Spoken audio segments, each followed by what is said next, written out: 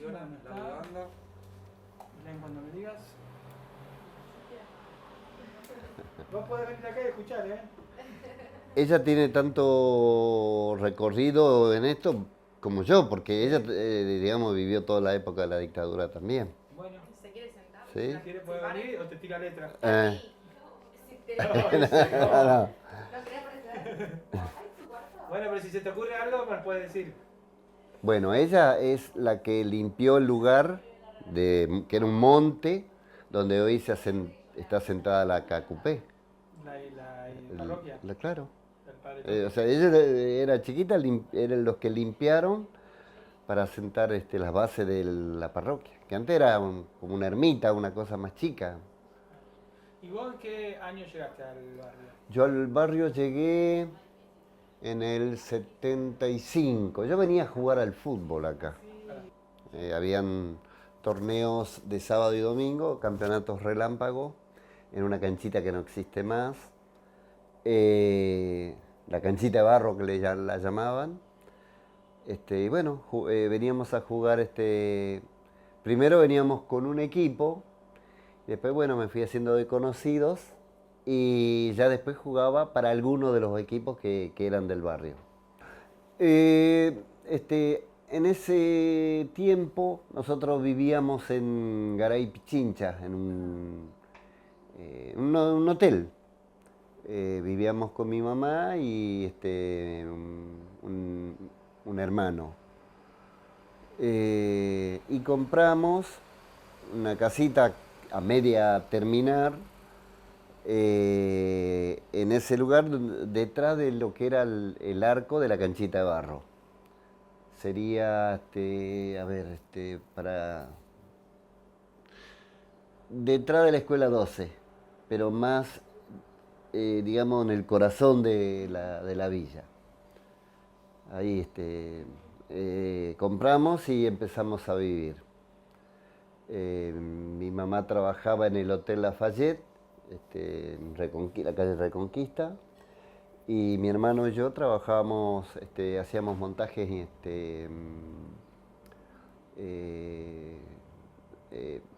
montaje industrial, digamos. Trabajábamos, por ejemplo, en ese entonces era Segva.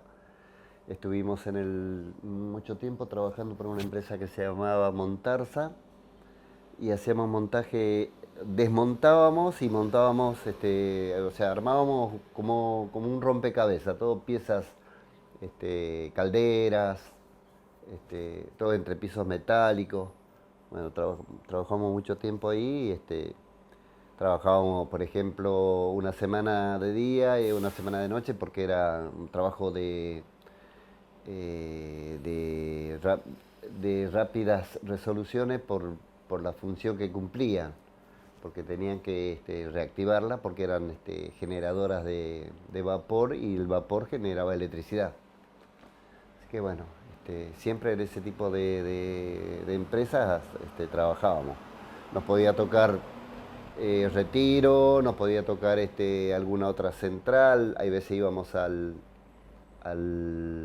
interior del país. Eh, y después, por ejemplo, trabajamos en lo que es el montaje de la torre Interama, muy conocida. Bueno, esa torre la montamos nosotros. Éramos un equipo especial y bueno, tengan en cuenta que ese montaje se hizo en la época de la dictadura.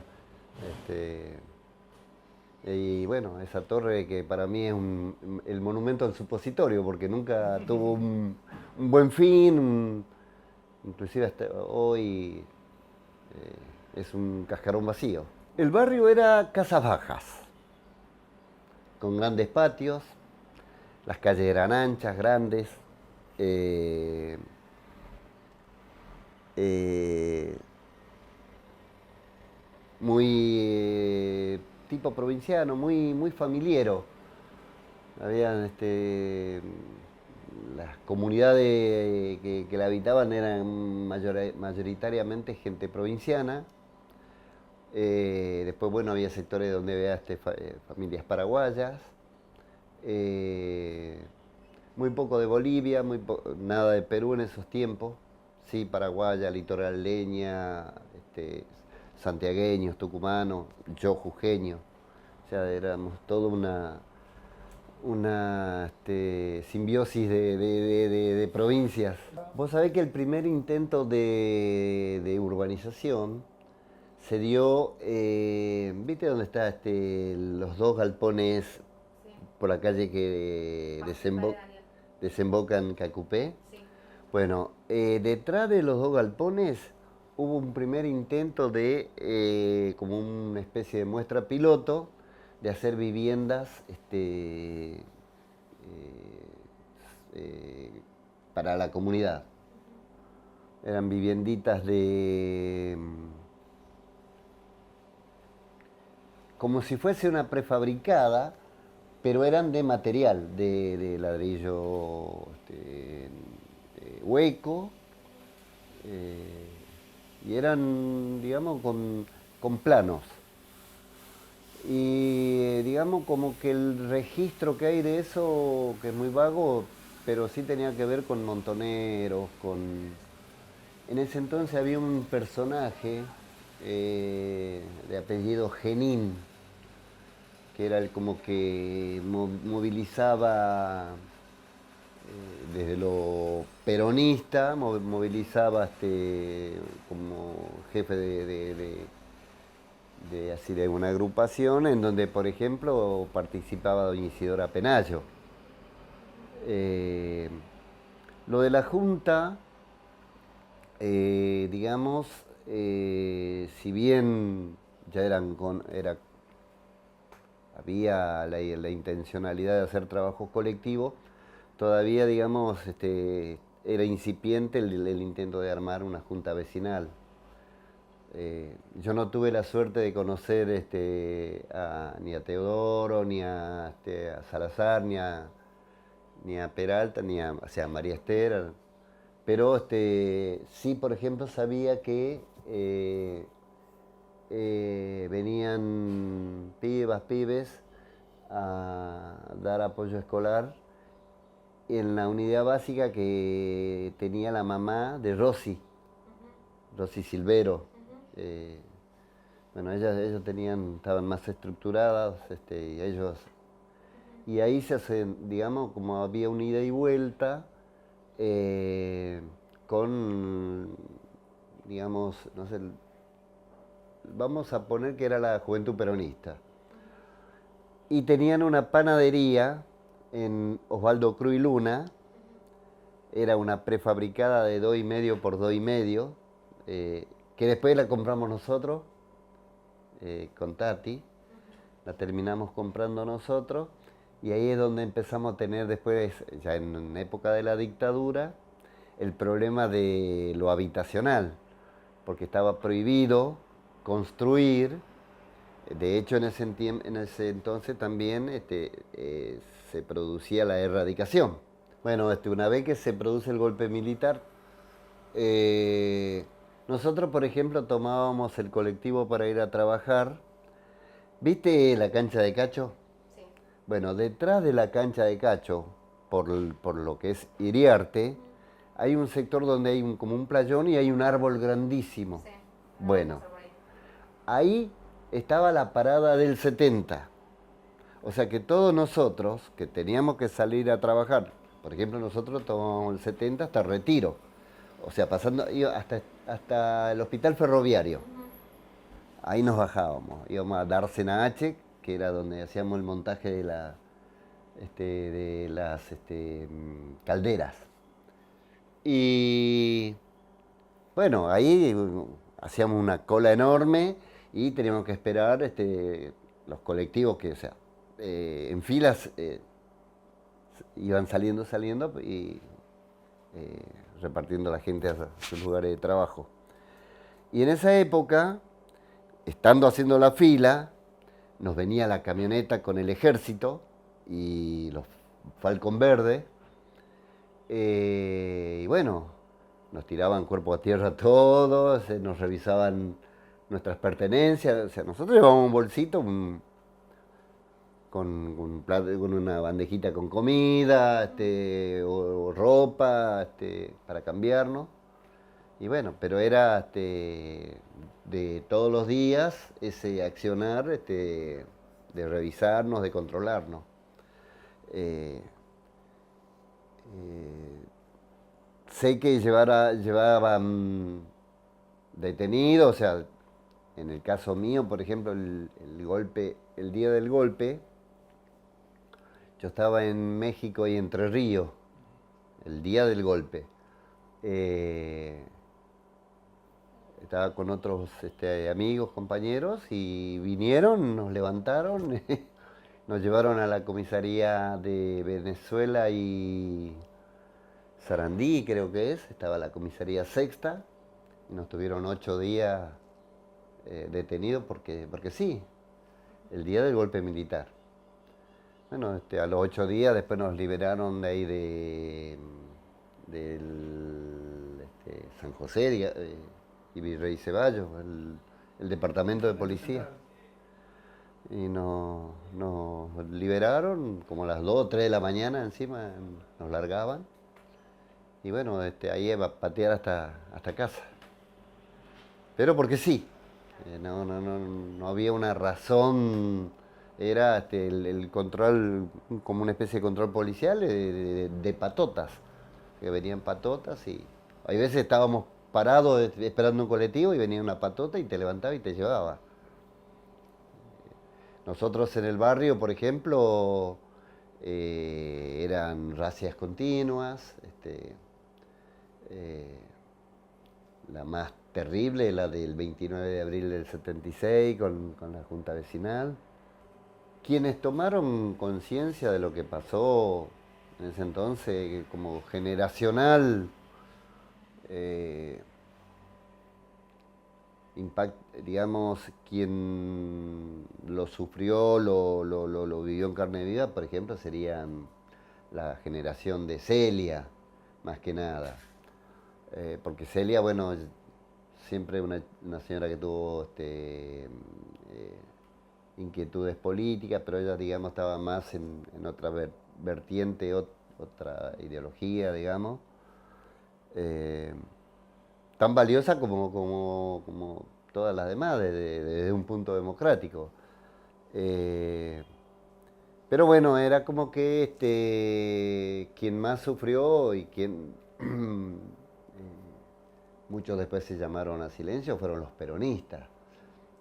De hecho, Isidora no volvió a militar ni hizo nada hasta el regreso de la democracia. Tanto ella como Ponce, que era otro militante de Tres Rosas, de la parte de los santiagueños.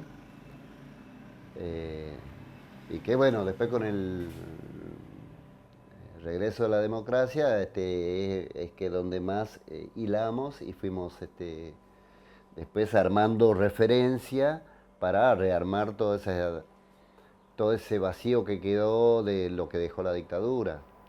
O sea, de ahí nosotros volvimos, por ejemplo, a hacer tendidos de luz, llevar el agua, la cloaca, desde lo autogestivo.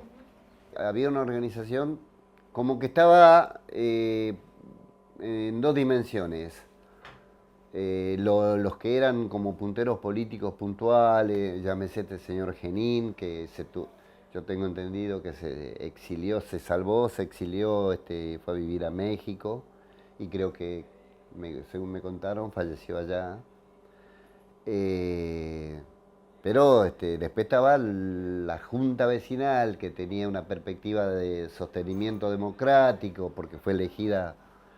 Y bueno, desde lo que implica ser dictador, borró la escena, secuestrándolo, torturándolo y matándolo. Bueno, siempre tenemos el íntimo deseo de que haya sobrevivido María Esther y su hija o hijo. Bueno, en ese sentido muchas veces lo hemos hablado con Gladys, nosotros, y bueno, la esperanza es lo último que se pierde, por lo menos para recuperar la criatura, si fuese posible. Acá trabajaban en tándem la Comisión Municipal de la Vivienda y la Policía Montada, que se instaló en el barrio, que está casi al frente de Cacupé, digamos, donde hoy es la escuela, la escuelita. Al frente tenían la caballeriza y era la policía montada. O sea, a caballo y con bastones recorrían la villa. Eh, y ahí estaba la oficinita de la Comisión Municipal de la Vivienda, hoy IBC. Bueno, ahí había, bueno, un grupo de gente y habían, tengo muy presente a un muchacho, morocho, provinciano de la provincia de Jujuy, digamos, como nativo, originario, pero que era como el verdugo, el verdugo puesto, antepuesto. Y era el que, si alguien modificaba algo, el tipo recorría y lo primero que hacía era informar a la montada y venía la montada y bueno. En el caso nuestro, nosotros habíamos accedido a comprado esa viviendita que era de 2,5 por 2,5, que era desarmable, todo con bulones. Eh, Así que nosotros por ejemplo, la armamos y al rato nos cayó este muchacho con la montada y de mala manera que saquemos eso de ahí. Como era desmontable, la desmontamos. Así que bueno, después se fueron y la volvimos a armar. Y así, bueno, fue... ¿Cuánto tiempo, Tati? Claro, la armábamos de noche y a la mañana la teníamos que desarmar para que no eh, llame la atención, porque encima era vigilante, eran buchones, ¿viste? Eh, tenían el sueldo municipal y eso los estructuraba como vigilantes. Y la idea era que el Que no, barrio no pudiera crecer. que no pudiera crecer. En ese entonces ya, digamos, estaba a pleno lo que era la erradicación. En el caso nuestro, por ejemplo, gracias al gran trabajo del padre Daniel de la Sierra, una, una persona que yo tengo el orgullo y la suerte de haberlo conocido, de haberlo tratado, un ser humano excepcional. Y bueno, él fue tejiendo una red interna, era firme. Bueno, él sacó lo que es la ley de no innovar, para parar la erradicación, porque bueno, la idea del gobierno, que en ese entonces estaba estructurado así, pretendía erradicar todo. Sacaron gente. Las cargaban en camiones, muchos, por ejemplo, paraguayos fueron cargados en camiones, los llevaron a Chacarita, los cargaron en trenes y bueno, que se fueran. Y de retiro hicieron lo mismo con la comunidad boliviana, hicieron lo mismo y en tren, el famoso Tacita de Plata, a Jujuy, a La Quiaca. Y bueno, eso sucedió. No está, no sé por qué, digamos, no está tan expuesto que se sepa, porque eso ocurrió. Y después, bueno, lo que podamos llamar erradicación interna, que tenía que ver con la gente que tenía un terrenito, que tenía algo, los cargaban en camiones y los llevaban y los tiraban en las provincias, en la provincia de Buenos Aires, en lugares, lotes pelados, sin servicio, sin luz, sin nada, como basura. Pero infinidad de familias en distintos lugares, para el lado de lo que es San Vicente, Alejandro Korn, todos esos lugares. Hasta que, bueno, por ejemplo, el padre Daniel articuló, tejió redes, él armó la cooperativa de San José Y bueno, hay un barrio inmenso de gente de la Villa 21-24 que se fue y se instaló en San José. Inclusive tenemos familiares por parte de mi señora viviendo ahí. Nicolás, que siempre actuaba con Pulga Osorio, eran los músicos del barrio. Nicolás tocaba una flauta dulce, una traversa, y bueno, Pulguita con su guitarra. este, Eran nuestra expresión cultural, los chicos. Y bueno, ellos se instalaron en San José, y bueno, se consolidaron y siguen viviendo allá. Eh, Ustedes quedaron. y nosotros quedamos haciendo el aguante. Por ejemplo, mi mamá, a ella le dieron un préstamo, porque trabajaba en blanco, le dieron un préstamo supuestamente blando, y terminó en Guernica, en Gleu, en una casita bastante, que hubo que hacerle muchas mejoras después, viviendo ella ahí. Y después, con la democracia, vendió lo que quedó allá y volvió a la villa. Y bueno, falleció, pero vivió el resto de sus días en la villa. Y a la villa, bueno, después de eh, este, con el advenimiento de la democracia, se fue poblando de a poquito. Eh, por ejemplo, nosotros, la cancha que está al frente de la casa de ustedes, el comedor de Doña Emi, era una laguna. Y vino una empresa, y emparejó el espacio, lo rellenó con tierra, todo, y dejó, consolidó todo una base, y era para poner contenedores metálicos. Era como iba a ser un depósito de container. Y nosotros, los vecinos, nos apropiamos del lugar, hicimos la canchita de fútbol con el finado Bambi, con Batata, mi suegro, yo. Hicimos la canchita de fútbol.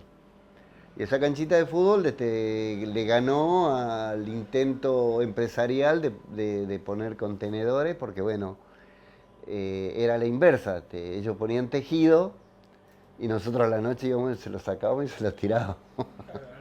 Al revés, claro. Y bueno, les ganamos por cansancio, abandonaron la idea de utilizar ese espacio y hicimos la canchita. Y la canchita, bueno, perdura, en la actualidad, y bueno, ahora está amalgamado con el profesorado y con las otras canchitas que fuimos consolidando. Lleva el nombre, por ejemplo, la más chiquita lleva el nombre de Facundo. Hubo tiempo que sí, que digamos hubo mucha pluralidad, que hubo mucho ida y vuelta. Y bueno, uno tiene que mirar, a los gobiernos, con raigambre popular, como el de Néstor y Cristina, fundamentalmente. Ahí hubo, sí, apertura plena, al derecho colectivo, a lo transversal, y se pudo hacer un ida y vuelta muy importante con el barrio, en todo sentido. Por ejemplo, desde esa perspectiva, bueno, el barrio se consolida democráticamente de nuevo, gracias al gran Coco Rivero. Pero bueno, ese tipo de expresiones en donde la pluralidad tenía valor, eh, eh, surge lo que es la Casa Central de la Cultura Popular, que siempre ahí hay una especie de paréntesis también, porque bueno, como Mirada Refleja es algo magnífico. Son herramientas que un barrio popular se hace propio, se apropia, pero después el final no es el final feliz, está decantado que este,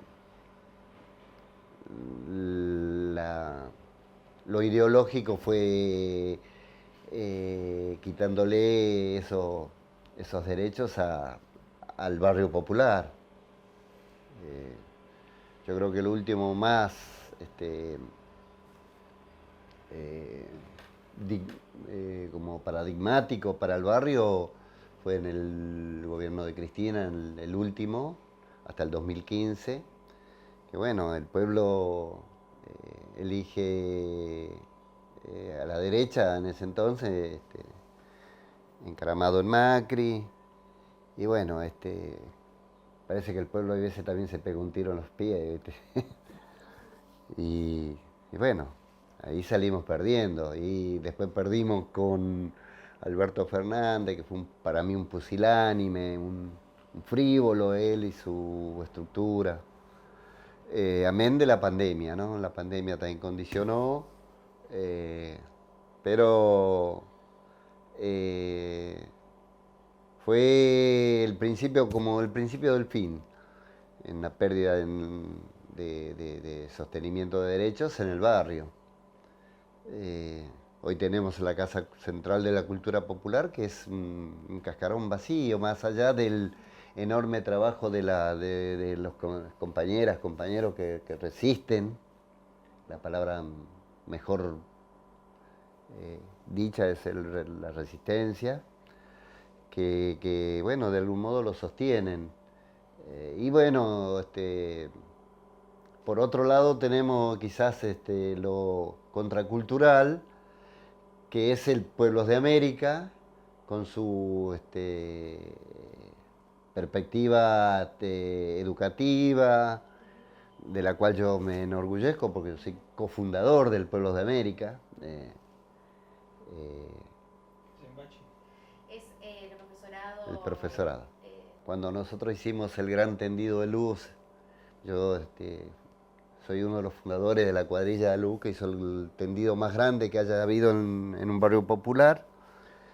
Estuvimos 23 días sin luz y trabajamos desde que amanecía hasta que anochecía. Fueron 23 días imposibles, con situaciones muy difíciles, con gente enojada del barrio que miraba cómo nosotros nos desesperábamos tratando de habilitar un servicio. Y así, bueno, con el agua, con las cloacas, autogestivamente,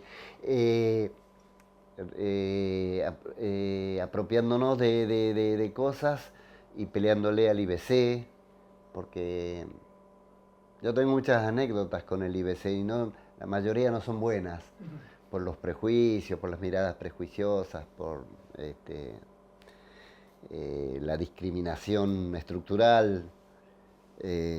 Pero bueno, le ganamos batallas, le seguimos ganando batallas. Por ejemplo, tenemos la ley 5172 que nos permitió hacer las viviendas de las familias afectadas por la causa Mendoza, que están dentro de lo que es la Comuna 4, o sea, por sostener el arraigo, sostener lo territorial, la cultura, el ida y vuelta, las escuelas.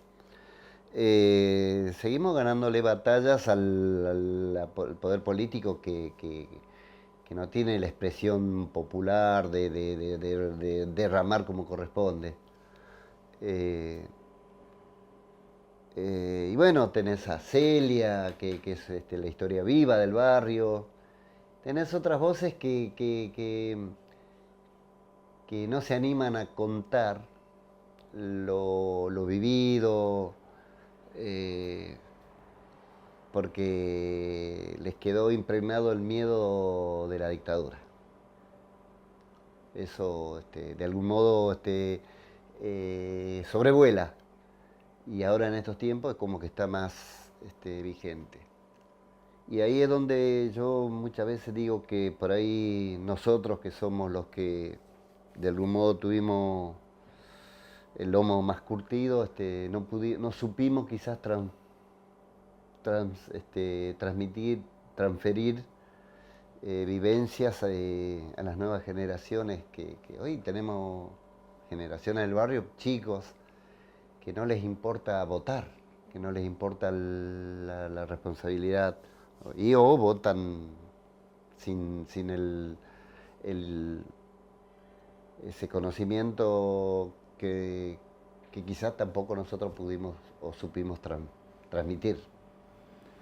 Bueno, ese vacío es una cicatriz, una herida ahí que está a medio cerrar o abierta, ¿no? Bien. ¿Qué dicen? Uno sigue confiando porque, por ejemplo, tenemos una herramienta fundamental que es el profesorado, Sí. que es también un cura villero con ese rasgo humano heredado de Carlito Mujica, de Pepe, que tuvo dificultades con el tema del narcotráfico en el barrio. O sea, yo no soy un ferviente amante de la fe, por más que, bueno, mi señora sí lo es, pero yo tengo un gran ida y vuelta con todos los sacerdotes, con los curas. Yo me he cruzado 1000 veces con Paco Olveira y estuvimos codo a codo poniéndole el pecho al tema de, como yo soy jubilado también, hay veces voy, no con la asiduidad que me caracterizaba en otros tiempos, porque bueno, ya andamos con achaques también, ¿viste? No, Con tampoco es- la presión alta es un déficit que uno tiene y Pero, digamos, en el barrio hay el espacio de derechos humanos, la Comisión de Derechos Humanos, la cual nosotros hay veces nos convocan y vamos a los secundarios, a los bachilleres nocturnos, o bueno, yo al pueblo, a refrescar, digamos, ¿no? Pero ojalá pudiéramos ser muchos más y ese hálito conservador que algunos tienen por temor, por miedo. Eso yo lo en carne propia, lo padecí, por ejemplo, estando en la Casa de la Cultura, cuando hicimos el homenaje a la Junta Vecinal desaparecida. Pudimos rescatar el testimonio de Zulma.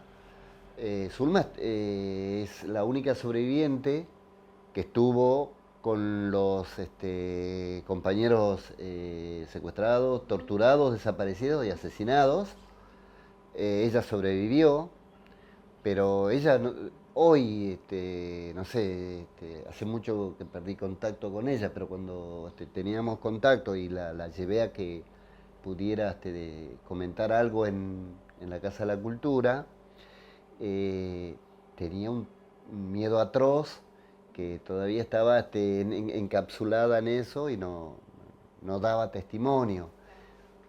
Y bueno, difícilmente pudiera dar testimonio algunos otros, yo digo, por ese temor y también por ese cierto conservadurismo que hay, que es difícil darlo vuelta. Me, me pone contento, feliz, contribuir. Es un granito de arena, nada más, pero bueno, eso. muchas gracias. Gracias a ustedes. Gracias.